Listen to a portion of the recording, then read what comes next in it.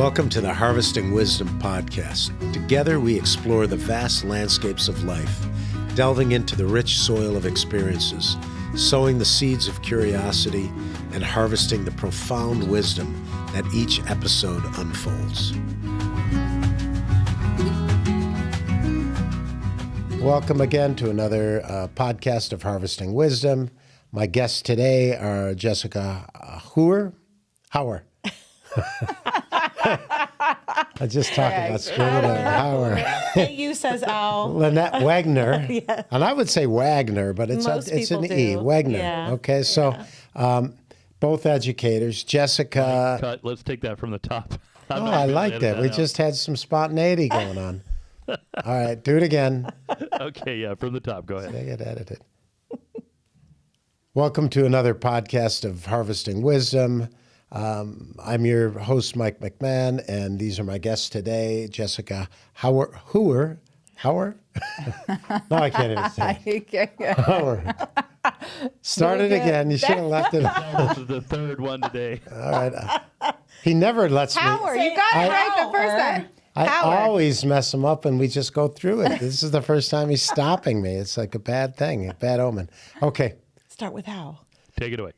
Welcome to another podcast of Harvesting Wisdom. I'm your host, Mike McMahon, and my guest today, Jessica Hauer, Lynette Wagner, and both of you are educators. And I'll read a little about your bios to those who are listening. Jessica's career showcases her deep commitment to creating educational environments that enlighten and empower students. You began your journey K through 12 education sector, nurturing young minds with a unique blend of compassion and rigor.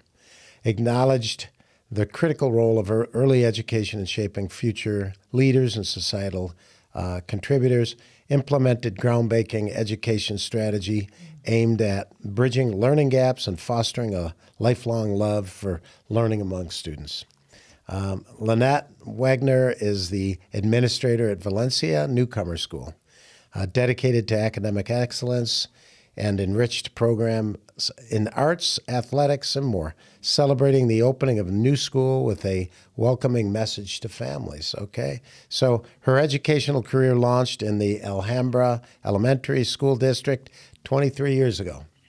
You don't look like you're that old enough to have done that. It was 28 years ago. 28, a typo. That's exciting, Okay. you know, that. Wow, that's a way. You should have kept it at 23. A district that holds... for 5 years. Yes, It's getting closer and yes. closer. You hit that 30-year mark. Yeah, big well, deal. that's just the beginning, for your next career. But that was also where your children went to school, and now they've moved on and they're in a college setting and working at that, and you're bringing. This says 21 years of teaching experience in grades K through 3, right? So Yes. that part's accurate. Okay. Yes. And you've transitioned into administration, focusing on student achievement and supportive educational environment in both elementary and junior high settings. Under her leadership, Valencia Newcomer School commits to ensuring English language proficiency, fostering respect, self-discipline among students, providing a safe and nurturing environment, and forming strong home school partnerships through comprehensive services. Looking ahead, Lynette is enthusiastic about this year, a year filled with growth, learning, community engagement, highlighting the crucial role of parental involvement in fostering education excellence at Valencia Newcomer. Okay, so now that I've gone through all of that, question for you. Is this year over, or is this year the year about to start? Because we're now late At in the the end year, of this right? year, yeah. So it's more like, how did the year go? Oh, this year was fabulous. But because we were able to connect with new partnerships this year than we have in the past. So because of new partnerships that we've created and the buy-in that we're getting from our families, and the new transition of students that we received this year, which was higher than we've ever had, we're just real excited to jumpstart the summer professional developments and then moving into next year. So it's a strong. transition in all business, all industry, all All areas. organizations. When you go from doing the work, right, as a teacher Yes. and working directly with the kids to going into management. Yeah. And we all know, hey, management is, it's more cultural capital. We can say, hey, we were a principal or whatever, but it's also the idea that now you're affecting more truly with what you're doing. Yes. When you're a classroom teacher, you're affecting those 30, 35 students in Right. your classroom and their families. When you're an administrator, you move into the school setting, and now you're affecting every child in that Everything, classroom. yeah. So it's something you probably sat back and you wondered. Well, you're okay. I'm sorry. You probably sat back and wondered all those years, why doesn't that principal do this? And how come there's not this? And where's the emotion? Where's the drive and all that? But this is a normal transition. When I started, my degrees were different than when I started in business. But early on, when I started my first company, the landscape company, I worked in the field a lot. And I designed and I built things and I worked directly with the guys and I'd be on equipment. And then I slowly moved up into being chief bottle washer and chief babysitter. So part of it is, I have an organization, we get more done, blah, blah, blah, blah. But the truth is I kind of miss doing the actual work. Right. You know what I mean? It's almost like you got to retire now to go back into gardening, to do what you actually like to do. But at the same time, I see it. You're affecting more. Yeah. And it is something you sat and were like, so does it work? All those things that you looked at from others in front of you and now you're doing it, you're like, Well, I can have to implement tell this. you, when I never planned to go into administration, I moved into academic coaching, and that's where my sweet spot was, because I was now supporting teachers that were struggling in the classroom and helping them develop their craft, right? And the administration piece fell into my lap when our superintendent at that time really saw a need to create a newcomer school within our district. And the school that I was supporting had a high refugee immigration population, so he felt that I was a good one to help support the task force that he created. So that's at an that actual time. name, newcomer school. Oh, yes. That's a type of school. Yes. Oh, okay. So Yeah. tell me, what's a newcomer school? Is that for It is a people school. new to the state, Yes, new to the country? new to Is the that what United it's about? States. Yes, it is. Okay, wow. It's their first experience. We say it's a soft landing at our school, so it's their first. We have the honor You're the bridge. of having their first experience in an American school system be at our school. So multiple languages. Oh, How many multiple languages languages. do you speak? Oh, I don't speak any. Now I You speak I this have a one. little You're talking to me. Spanish. I have a little Swahili. I'm learning. The kids are really good at supporting me during our lunchtime. How about out teachers? there. Do you get teachers who are So I have teachers and I have staff members that I strategically place at our school. that come in? Yes, that speak multiple languages. Okay, and And that's they're a big fascinating. Help. But the reality is, it's kind of total immersion to learning for these kids, because they're coming in and you're teaching Yes. same topics, but you're teaching in English, and they Yes. just have to kind of struggle. But Use a lot of but it's a faster. strategies. It's the good news is it's like ripping a Band-Aid off, right? It is. You're In a safe environment. you're moving quick, yeah. Right. So, and then Jessica, you were a teacher Yeah. for quite a while. Yeah. Yeah, and 20 years in the classroom. then you're doing a whole bunch of other things. What are you Yeah, doing now? I'm also an administrator in a district. I'm at a district office. Right. I'm You're in at Cartwright. Cartwright, yeah. Yeah. I've had other administrative roles in other districts. Also working at Arizona State University, so at ASU. My passion is really. I started out as a special education teacher, but I have this degree in environmental science. I've always, really been drawn to looking at our environmental problems as a society, studying them, trying to find solutions, really looking at sustainability. But as an educator, when I started teaching, I didn't have a teaching credential. And so I decided, well, I better get that and learn how to be. I was teaching. I was an emergency cert with a sub-certificate. And I chose special education because I really wanted to understand all the different aspects of meeting students' needs. And that's you a can challenge, do that. right? That's yeah. And so I spent about 6 years teaching in special education before I transitioned more to the sciences. Okay. I've taught high school, middle school, been an administrator in both a high school district and in K-8 districts. And I really fell in love with working at a university when I had an opportunity to work in education outreach at ASU in the STEM field. And just the resources that the university has for the classroom teacher was why I stuck around. I loved seeing what professors were doing when they would receive a large research grant and they had to have an educational outreach component. They had to have some way to support teacher work in K-12 or work in the community to make sure the community understood how they're using taxpayers' money, really. So that was fascinating to me, and I really could see that whole K to college continuum. And in STEM education, I think that's just critical. You really need to be able to support our kindergarten teachers to introduce STEM, and our high school teachers to stay proficient in all of the ways technology is changing our society. Yeah. And so now one of your many part-time jobs is working at UFE, at Urban Farming Education, and you're getting a lot done in a short amount of time because you're still an administrator, you're still at ASU, but now you're taking us with Peter and Kim and now a whole team of people are doing a lot of different things. Why don't you explain it? But Peter and Kim take those Arizona standards, start a program up, and then you make the program live, right? You do so talk about that. Yeah, what's funny, a backstory, Lynette and I worked together in Alhambra, and I was working in sustainability education as an administrator and met Lynette. She was going to start this newcomer school. And I said, oh, that's amazing. What can I do to help?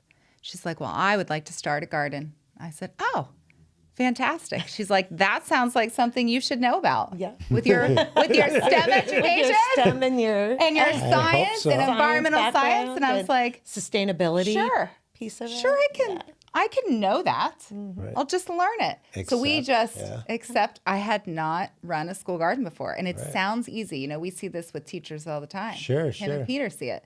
It's great. Let's just go to the school. We're going to tell you how to put seeds in soil, how to water them, and then how to harvest them, and that's it. Right. And and so we've done that. We have harvested crops that we grew from seed without much knowledge. We'd have master gardeners support us. And I've done that with other schools. Nature was working with you. Yes. It was. It would rain. We're like, thank goodness. Well, and we also learned, we invited our a lot of my parents there too, so they were coming, we were learning from them. Sure.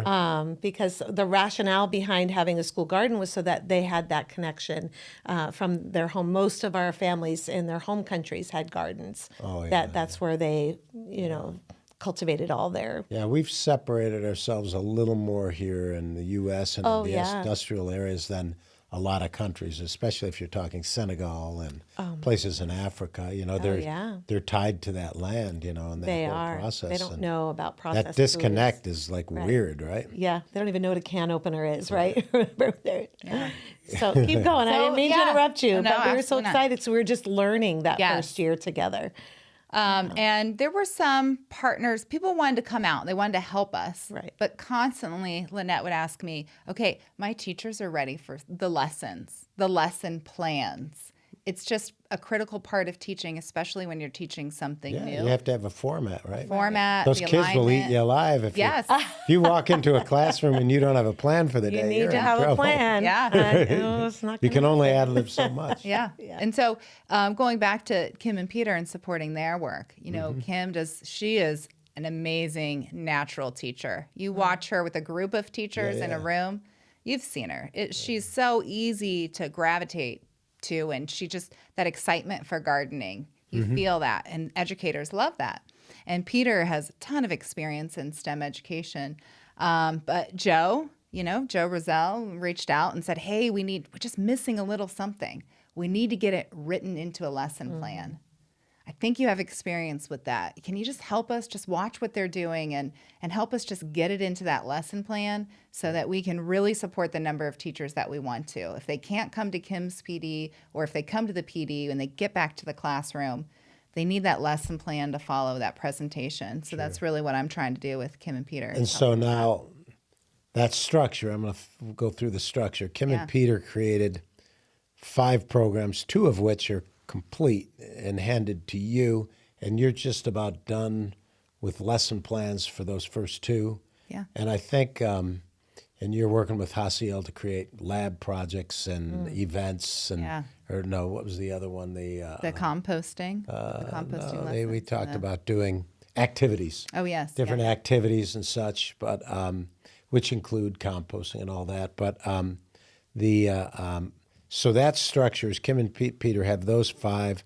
One at a time gets launched to you. It takes a long time to create all those lesson plans. Now you got a team of people doing it, so that'll accelerate. But so it starts with them with that program, standards to curriculum, and professional development, and then you're taking that to give them the tools to actually do something for like a whole year, right? And right now it's grouped for five programs, so it's preschool, kindergarten. Yep. Then it's First, second, okay, and then third through 6. Yep.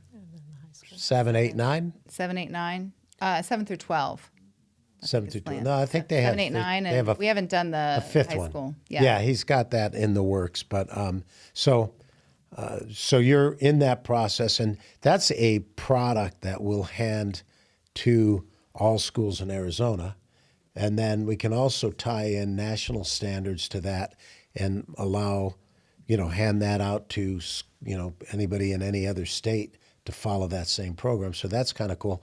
How does it work in reality for you? How many of your teachers, have we taken any teachers through professional development at the Newcomer School yet? We're just starting. All of this partnership just happened recently, where I was introduced to Joe, and then he came out just to analyze and look at our garden to even see where we were at. So we're at the very beginning stages. And did we do any of the work on the garden? Yes, we've had 2 Saturdays already where we've just gone to kind of assess it, clean it up, because it was thriving before COVID, and I hate to use that because everybody says it all the time, Once COVID went through, and we were one of the districts that shut down the longest in Arizona, so our superintendent just didn't feel like it was time, so we were shut down for well over a year.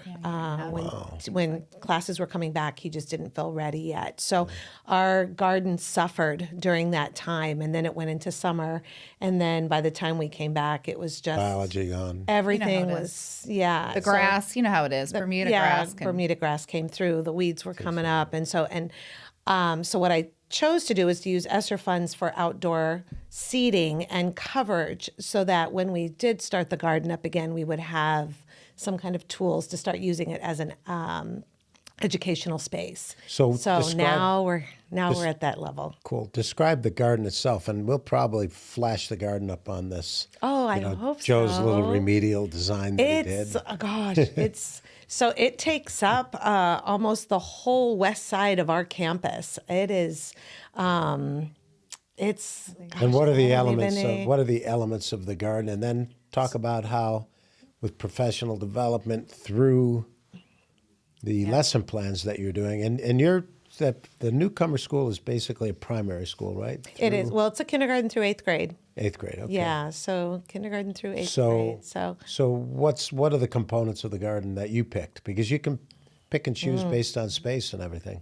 Mm-hmm. So at first we were just we had beds that the kids created through a grant that we received through the Arizona Cardinals, and they were just creating garden beds, and each class had their own bed, and they were planting what they chose based off of what was seasonal, and we knew that could be planted. Now what we've done is Joe actually hired an architect, right, to come out and analyze it, and he's he's telling us all the different spaces that we can have. So I wanted like a butterfly, like serenity, dragonfly area for kids to go for SEL type moments. So we have that in the making. We have an actual teaching learning space that's being created right now, like a patio style, with chalkboard paint to be able for teachers to be able to teach on. The roses are going to be a component. Loofahs are going to be a component. We just put in sunflowers, and the kids actually, our garden club just harvested our first sunflower seeds last Monday, and they were just tickled. They just were so excited. And then we want a place for we have cabbage that's starting to grow, so we want cabbage and radishes and corn and all those things that we know that we can hopefully. Rose garden. Thank you. Rose in the front. Yeah, the rose garden. The rose came from Tyler Francis. Oh my goodness! Roses, And right? they're so excited about those. And they came bare root. Beautiful. Yep. They're soaking. They're still soaking in containers right now. Oh, okay. So Gotta we're get 'em in the excited to ground. yep. We're working on. How about a that couple should be trees? Do you happening. have a couple? We just got trees planted, citrus trees that are planted. So those are just barely starting to get their roots in there. And so what lessons would you've got? K through. So what's interesting about Lynette is she's one of our few administrators that has attended our Plot of Sunshine PD. okay. And she brought one of her instructional aides Yes. that's planning to have some hands-on type camp programming in the summer for students. Okay. So we're gonna have a summer camp this summer. Excellent. Yeah. Yeah. And then we have the conference coming. How many teachers do you think want to be involved with? So right now I have 2 slotted, just because this summer we have a lot of professional development for our teachers in general. Our district is offering. What's really great about our district is that this year our summer camps are being run by all classified staff. They're giving classified staff an opportunity to get paid over the summer because they don't. So we're training them to run camps. So because of that, our certified staff members are not. They're usually counting on that.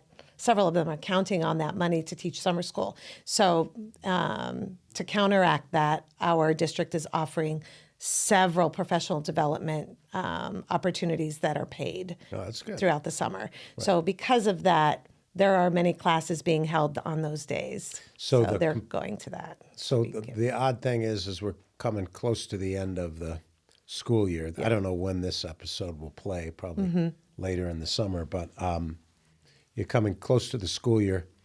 You got to plant stuff, but there's not a lot of people necessarily around to monitor at least the quick crops, the lettuce, the broccoli, all the Right. the veggies and stuff like Right. that. But your trees set up on timers and things like that, and the rose, all the bushes and things. So, what's the process of finishing the garden? And again, and then I'm going to go back to you. What lesson plans?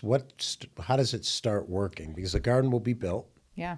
Oh, And yeah. that's when the real work starts. It's the actual teaching of these, of this curricula through the lessons, right? So, Well, I'm excited. Last night we had a parent meeting. We have a parent meeting once a month, and I took them out to the garden. We had about 55, and I always pump up the garden every parent meeting, every time we get together, because it's so important, and I want them to see it and know that it's theirs. It's not ours.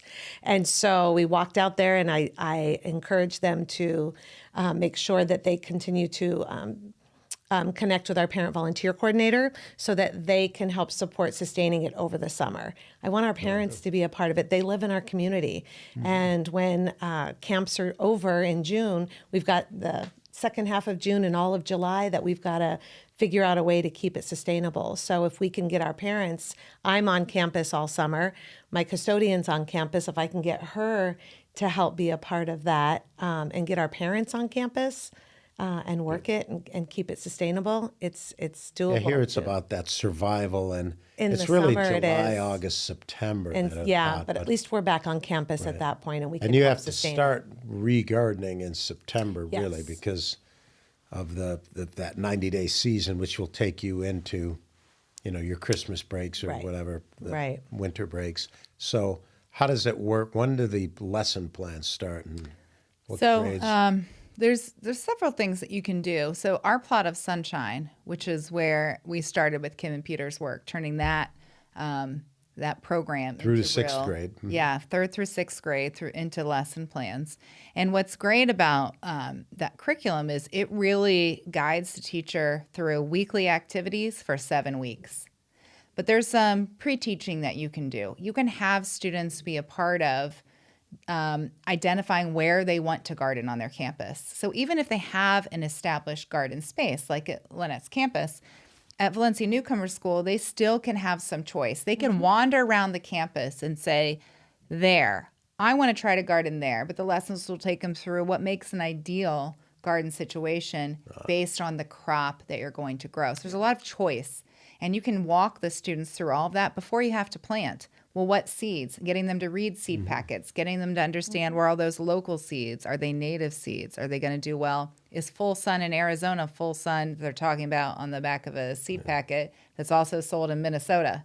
Right. We know, right? These are the things that we know that the kids don't How know, can the they test teachers the don't really ground? know. How can Yes. they test the dirt? To Soil see if the testing. soil is okay. So the All of those preliminary things. things that that's kind of the critical learning part, right? Absolutely. Rather than just watching a plant or Right. taking a weed out or harvesting it. Yeah. But also big parts of it. But so does it, how do you, but I'm trying to figure out how does it incorporate, because you haven't done it yet, right? So this will be Yeah, the this is question. exciting.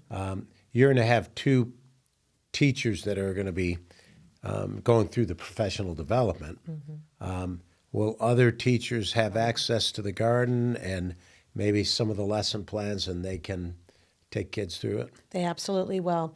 This just because again, the partnership was created later in the year, and this just got started recently. And with everything else that was already set for those teachers, I have many that are disappointed and want to start now. So I know that's what's so exciting about next year, because I know once we get through all these little professional developments that we have to, or that we're offering, I shouldn't say have to, that we're offering for teachers to get compensated and build their craft in the classroom. Once that's over, we're going to really focus on getting our garden up. And they all are committed. They all know how important it is to our parents and to our students. Yeah, it's a connector. So it's a it venue. is. It's a social venue. It it's is. It's a way of getting the kids, to take that nervous energy or that bored energy, whatever you want to call it, and Well, and go it's outside. familiar. Right. It's something that To what they connects do, them to something that they do. So with your school, would you look at certain crops from certain parts of the world and say, what do you eat over We there? talked about that. I would love to incorporate that if we could. I think that's going to be later on. I really want to get good at being able to understand how to garden and how to sustain our garden. And then I think that will be the next phase. As much as I want to jump into it, I want to make sure we we understand the lesson planning, we understand the execution of the lessons prior to. Sure. The planting calendar is something that we've discussed. Yeah. With Lynette's, That's campus. an important one. It really important. is. It And really I want makes a them to difference. get good at it before we start moving Right, into. understanding that. Yeah. And you have, it just takes time. It does. Everything doesn't have to be, something that comes in a magic pill, right? And Right. farming is an ecological process that's been going on 10,000 years, and it mimics what biology is normally doing in an ecosystem or environment. So and that's the cool part about the training for both the teachers and the students, is to understand, at that primary level, all the way through how it all connects, and then how do you tie in STEM? We call it STEAM now. Yeah. Yeah, sure. STEAM because the arts, right? Right. And there's kids in the classroom that are just naturally artistic, that want to draw and want to perform or whatever it is. So you got to have that outlet for them as well in their creativity. But how do you start that process with the STEM? How do you start that curiosity? I think the great thing about the garden is when students walk in, if they're not familiar with growing their own food, they're naturally curious about all of it. They want to understand, okay, if I put this seed in, what's going to happen? When's it going to happen? the waiting game begins. They know a seed will give them something, a plant, but they don't really know what's that plant going to look like. Most of them don't recognize or know what a plant's going to look like, Sure. or like a bean, versus an eggplant versus a pepper versus a tomato. So there's so much curiosity about the whole process, and how long is it going to take, and how much do you need to water it, and when is it ready? When will I know I can harvest? And so that's really great for STEM, because what we want students to do in STEAM, we want them to ask questions, to be curious, but then to take them through a process of how do you answer those questions? What's the scientific method, and how does that relate to gardening and growing? So that they can learn how to notebook, how they can make observations, take notes on their observations, and then ask questions when something doesn't go right. And if you're working in a school garden, I can tell you what, 99% of the time, you're going to find a problem. Either you overwater, underwater, too much sun, not enough sun, someone knocks it over, a pest comes. With the garden process, when you're just a novice, you're going to have some challenges, and that's okay. I remember one time working with a custodian and with a grounds crew, and they were like, "Why are you investing all this time in the garden? It's just going to die." I'm like, well, plants do die. They do have a life cycle. All of us do. Yeah. And that's all Why are we right. investing in people. Right. But if you let... Yeah, why teach a kid? He'll be dead someday. That doesn't even... The first... I can't wrap my head around that. But the first time you watch a plant, when you take a seed and you foster it and you keep it alive and you let it live to its adult life and you harvest and you still keep it alive after the harvest and watch what happens next, and you watch a plant naturally reseed itself, and the next year you're like, oh my gosh, I didn't plant arugula this year, but I know that's arugula now because I've already grown it. Sure. And here it is. And then when you see, why is it over there? Oh, because of the birds. So Buried what are those. All the wind. Yeah. So- all that It's pollination. just- I got questions. It's great. I did visit the site, and I looked at Joe's remedial design, and but I do have questions. Do you have a cafeteria, or do the kids bring their own food? We have a cafeteria. So this is another part, maybe a little advanced, not first year or whatever, but no, the concept of, let's say you're growing 3 or 4 plants or 10 plants or 20 plants, whatever.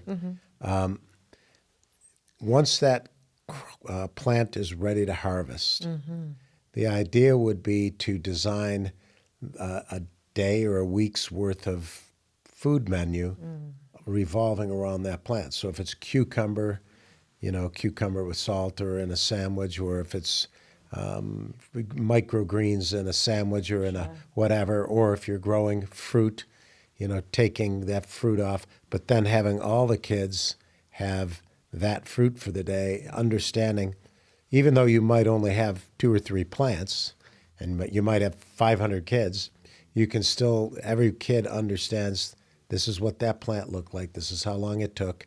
Here's that particular thing, and here's how you can use it in your and have, because I don't even know with our program if because that's not really, that connectivity is the kind of the next evolution, right? It's not it's not part of a lesson plan because the teacher's not teaching it, but it really is that confirmation of taste and of understanding. Okay, this is. Oh, wow. And what was kind of cool years ago, we had a fundraiser for the foster, one of the foster groups that handled most of the foster kids in Arizona. And one of the kids, because the kids worked with chefs and they performed, they created meal plans for the event. And then the kids would come up and talk. And some of the stuff was kind of shocking. One of the kids, I remember, said, I never knew food came from the ground. Yeah. And I never knew you could actually eat. Yes. Like, I didn't know what a vegetable was. Yes. Because the food that they ate was processed foods, mostly boxed foods. So they didn't quite get that or that connection. So I think tying in the cafeteria is kind of a critical thing. It could be cucumber day. It could be, broccoli day or onion day or whatever, but that's part of it. But let's talk about your design of a garden. What's in it? Is there composting, vermicomposting? Is it plants that you're chasing? Are you going to grow in like a large batch of things, or are you going to grow as many different things as possible, or what's your plan? Because every farmer has a plan, right? Yeah. Every year you get, Maybe the students are going to design it. Or the Right. teachers in the lesson plans. That's what we're trying to get. Yeah. Okay. We're trying to get that, we call it student choice and And student ownership. voice. Yeah. Okay. I really want them But to own it. are you composting, or what are you doing? What are the components of the Yeah. garden? So again, we're so new. So I mean, this whole thing is Yeah, so you new haven't to us. started yet, but is that part but of I the would plan? love. We definitely want to compost for sure. Okay. That is. So soil's a already, part of it, yeah. So right. Yep, yep. And then So I think, well, what's interesting, and I'm going to flashback for a minute. When we talked about Valencia first starting to garden, when they had a grant from ADE. I'm going to eat what Yeah. yes, The first time we planted, we were doing all that. We had 1 million radishes. yes. Okay. and So carrots. we, And luckily, we had so many radishes and carrots. we picked, we're like, radishes seem to have a quick growth cycle. They seem to be, right? You can harvest them They're a quick. 30-day cycle. Yes. My goodness. So that we said, let's just start with radishes. And we let the students Yes. plant. And we gave them as many seed packets as they wanted. Oh my God. And we just put them in the ground. So you had a imagine, radish garden. We did. yes, but it wasn't raised. It was, in you the know, ground. the dry dirt that you see in an abandoned lot in a school. They We watered just it threw though, at them. least? Yes. Yeah, we watered it Yeah. really well, and it was not monsoon. We had a lot of rain. It was early enough in the school year that we still would get those like September rains, and we didn't have an irrigation system, so we would just let the hose run, The kids would water. and they'd water. Flood irrigated. all the Flood classrooms. irrigated. Yes. It was amazing. The moment we saw, we're like, oh my gosh, first just the sprout up. We're like, well, they could all be weeds. We could have just brought them in a. You don't know Who until knows? you Then we recognize knows? your No plant. idea what a the teachers radish were so looks like. excited, Yeah. and then we started talking. And we didn't interrupt you, but then we did kind of what you were talking about. We would blindfold them, do these activities, and we'd take them the grocery store beets, or I'm sorry, not Radishes, yeah. and carrots, and the ones from the garden, and they would have to taste test and vote on which one they liked. Hundreds of radishes. And- it was the most successful I don't think we radish had- I'd I ever don't think seen. we had one student Hundreds. that picked the store-bought one. Every single child. It was great. It was Wow. for that, and the carrots too that Yeah. we had that. They year. were You can so taste that flavorful. freshness, They right? could taste it, Yes. and they all loved it. So you can do a single crop like that. It just depends on what you're trying to teach right, Right. at that time, and and we need to get there, Right. and that's why I'm so excited for next year because there's so many opportunities. Do you have the Ready Go Garden system in that? Well, they is that have- part they've of the plan? since- That's going to be in there. They have some garden beds. So after that radish, amazing radish, lucky success. We knew we could do We got it. partners. We're like, okay, but we should probably, I don't know that this soil is going to grow everything. And we really probably should have contained beds and some real soil. So over, probably a 2-year span, we worked with some partners, some donations from the Diamondbacks, from Arizona Cardinals, and built beds and an irrigation system. Yes. But all of that was pre-COVID. So a lot of that had to be, that Bermuda grass and all of those weeds that had since Modified, sure. had, So I think they had to tear out a lot of that, kind of move the garden beds, tear all of that out. Yeah, and that Put was a another parent day layer. where they came and just worked all. So that's how far you've gotten. You've cleaned up so far. Yeah. we have. And yeah.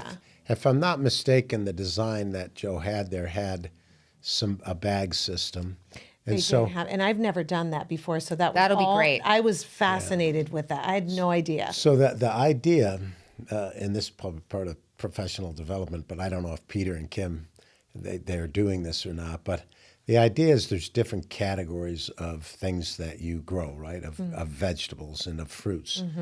You have seasonal. You have what we call quick crops, which Right. are crops that grow within a 90-day period, right? And you have cut and come again, which is lettuce. So that's a quick crop that after 30 days you can strip it and it'll grow back and strip it again and Right. one more time.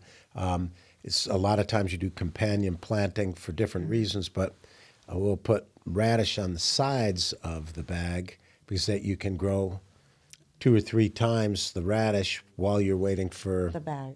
broccoli to grow in the middle or whatever it is. But that's one thing, and that's the use of the bag because the bag is really about 5 inches deep, and it supports the root system of those quick crops very, very well. Now we've grown 12-foot corn with it and watermelon, but it's not really the correct use of that bag. So that's where your planters come in, putting soil in the planters.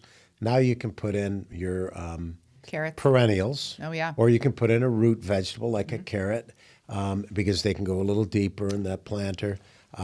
Or you can do an herb planter that's going to stay for a long time.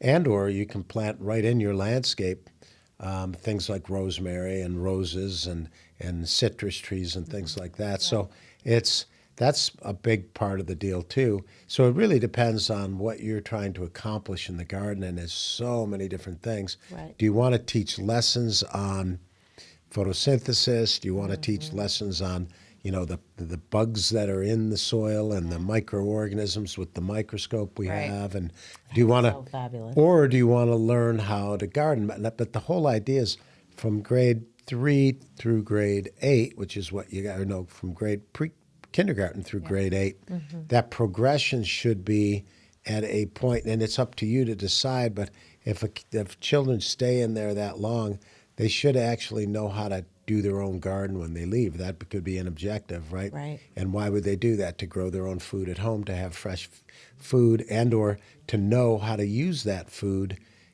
or that what they're growing as part of their recipe. So that's kind of that progression that I think you can do throughout. But we answered the question when I first started putting in gardens. People asked, well, why do I want to put in a garden? And I was like, well, to me, I knew, but it was like, well, but I had to answer that. What would a person want? In a school setting, it's pretty basic. It's pedagogical. It's learning.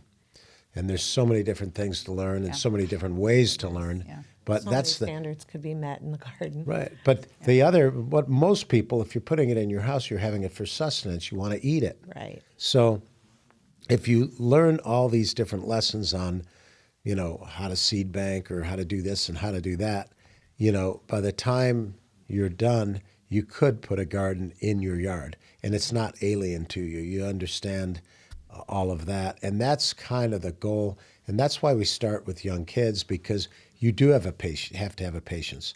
The average person, and I'm probably as guilty as anybody, you decide to put a garden at your house, and the first thing you do is, well, I need to build a planter, and I got to do this or whatever. Right. And you go, and it's the first weekend you're hitting your thumb and a hammer, and you finally build this rickety-looking Right. planter box, or maybe you bought a real expensive one and you put it in your yard, Right. and then you're like, what do I put in there? Do I just shovel dirt in there, or do I go over to a box store and buy product? And there's all these different products, and most of them at those stores are not real high quality. The product that they have, and it depends on what you're growing and everything else. So then they do that, and then they plant something maybe, and then they go on vacation for a weekend, and everything dies because they didn't know irrigation. They didn't know irrigation, and it's like so all of these things, right? Right.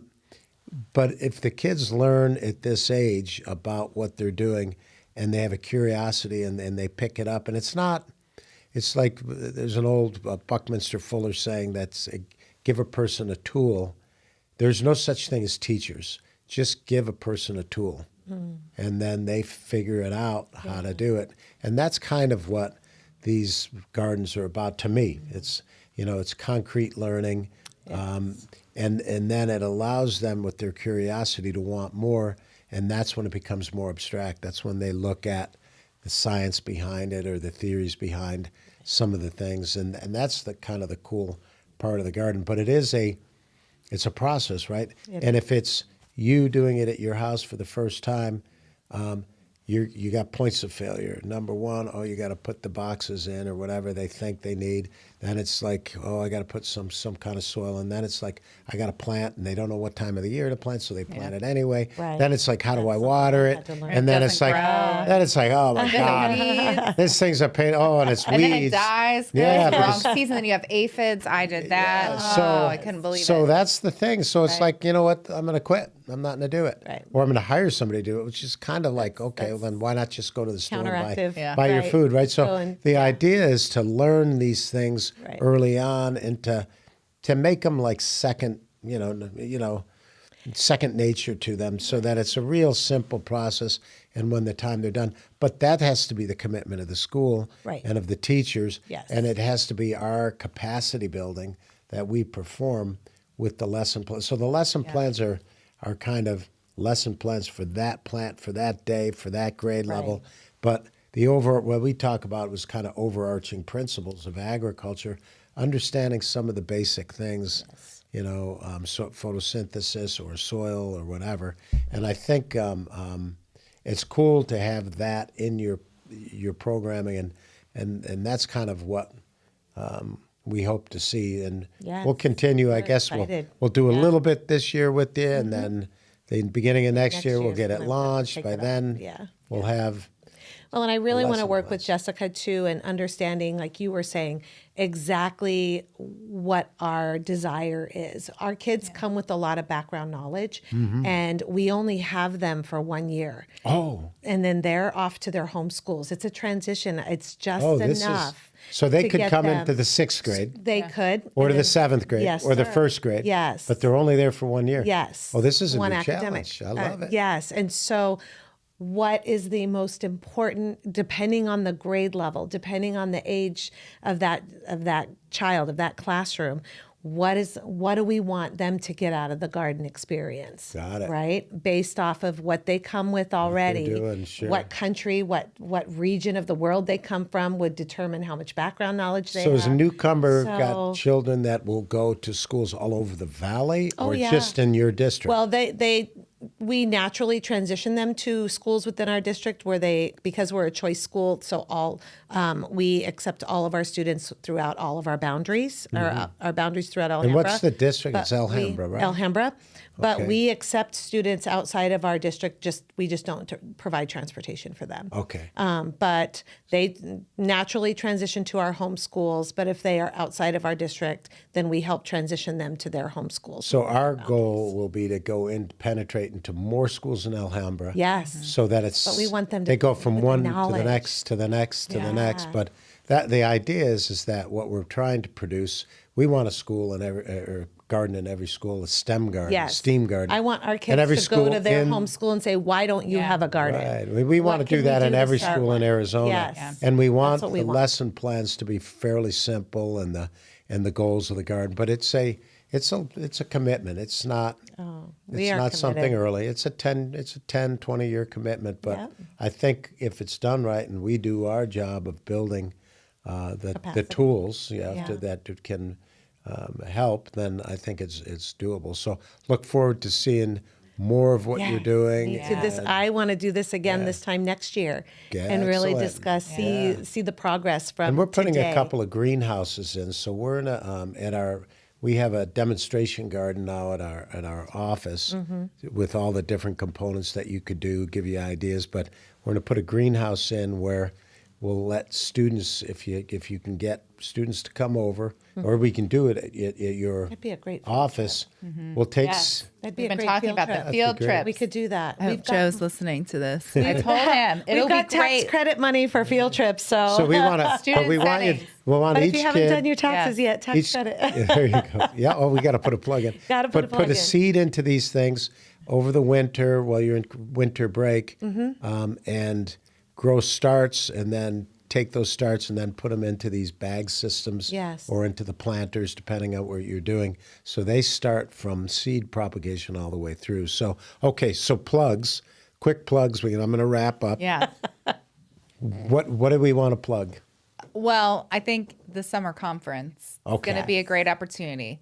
So And that's for teachers. it's for teachers, for educators, and for students, high school students. I think Joe's looking for university students. And that's going to too. be held at GCU, I think, right? Is that Yeah, Joe gives the Guess we got thumbs that up. I locked think he was still pending. great? He They're said great. They're about it. great Yeah, partners. I think it's going to be GCU at is really a community-based that's school, so great. that's yeah. great. And they've been doing garden work for a long time. Yeah. They We gave them. Carol Peck's garden within I think Alhambra. we brought over soils for them for their big. They have big planters. Yeah. Yeah, so they're doing stuff, but So the that's a summer big thing. conference will be great because it's an opportunity for teachers from Cartwright District, from Alhambra, from all over the valley to come together and talk about, their passion for gardening, but their barriers to getting started or their barriers to sustaining it. So that's our and look at first the hump in the curriculum. summertime, and then for you, it's going to be what's the plug? What's the getting more parents involved or getting and more community partnerships to help There you support go. with. Perfect. We'd love to revamp our irrigation system. It's makeshift, if you will, and we would really like to get some people. get some people to help do that. that. And Yeah. and some shade. We're looking at some shade structures throughout. You need shade in Arizona. Yeah, but Simple as especially that. in the area where we would like to do some instructional within our garden. Okay, great. So, All right. love Well, that. all of you have heard that. If you're in any of those industries and you can help or just want to do a Come by donation, and visit. Yeah, come by on. and visit. And so great. Well, I appreciate my guests today. Thank you for coming, Jessica Hauer. There you go. Wow, You that's got a it tough right, one. Mike. Lynette Wagner. Yes, Thanks thank for you. coming, and we will do another podcast I would love that. 6 months or 12 months Yes, from now and see- see check our how progress. far we've gone. Check our Yeah. All right. progress. Thank you. Absolutely. Thanks for having us. Thank you. Thank you for joining the Harvesting Wisdom podcast. Click subscribe and like for ongoing insightful conversations. Explore our webpage for show notes and additional resources. Visit our guests' webpage for deeper insights. Your engagement is the foundation of our journey, and until next time, keep pursuing wisdom.